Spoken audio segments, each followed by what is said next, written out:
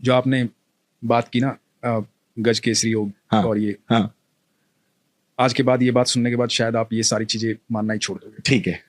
जो हमेशा बात होती है ना कि ये नक्षत्र खराब है, ये ग्रह खराब है, तो ये वाक्य जो मैं बता रहा हूँ ना, ये ध्यान से सुनिएगा, ये पूरे जीवन में काम आएगा जी। आप देखिए, मैंने कोई अंगूठी नहीं पहन रखी, ठीक है। तो हुआ यूं कि जब भगवान 5 जगह मांगने आए थे कौरवों से, तो कहा था कि 5 जगह दे दो, पांडव आराम से रहेंगे, तुम आराम से रहना, कोई झगड़ा, कोई विवाद, कोई युद्ध नहीं होगा। तो शकुनी ने दुर्योधन को कहा कि सुयोधन, इसे बंदी बना लो, ये उनका फेवर लेके आया। दुर्योधन का नाम सुयोधन था। तो अब जो है, दुर्योधन ने ऐलान कर दिया कि बंदी बना लो। अब ठाकुर जी को कौन बंदी बना सकता है? तो पहली बार ठाकुर जी ने अपने जीवन काल में पहली बार वो ऊर्जा दिखाई थी, वो लाइट दिखाई थी कि मैं हूं को। तो अब उसके बाद कृष्ण वहां से चले गए कह करके कि अब युद्ध होगा।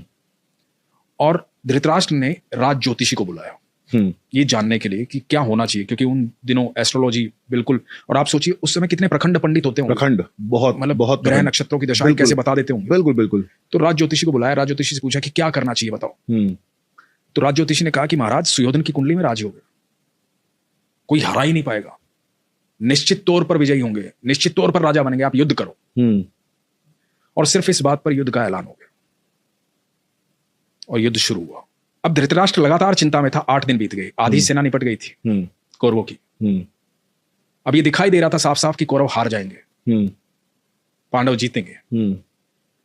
तो फिर से बुलाया गया राज ज्योतिषी को। धृतराष्ट्र बैठे हुए हैं, महात्मा विदुर बैठे हुए हैं, और राज ज्योतिषी को पूछा गया कि भाई ये क्या हो रहा है? तो कह रहा था कि सुयोधन राजा बनेंगे। अब तो 8 दिन बीत गए, आधी से ज्यादा सेना निपट चुकी है हमारी। तो पता है राज ज्योतिषी ने क्या कहा था? कि वहां कोई है जिसने नक्षत्रों की दिशाएं बदल डाली, कोई है जो समय और परिधि से परे है। हाँ। कोई है वहां। तो विदुर ने कहा था कृष्ण है वहां। हाँ। तो जिसके साथ कृष्ण होते हैं ना, अनंत ब्रह्मांड के सारे नक्षत्र, सारे ग्रह उनके चरणों में हैं। बिल्कुल।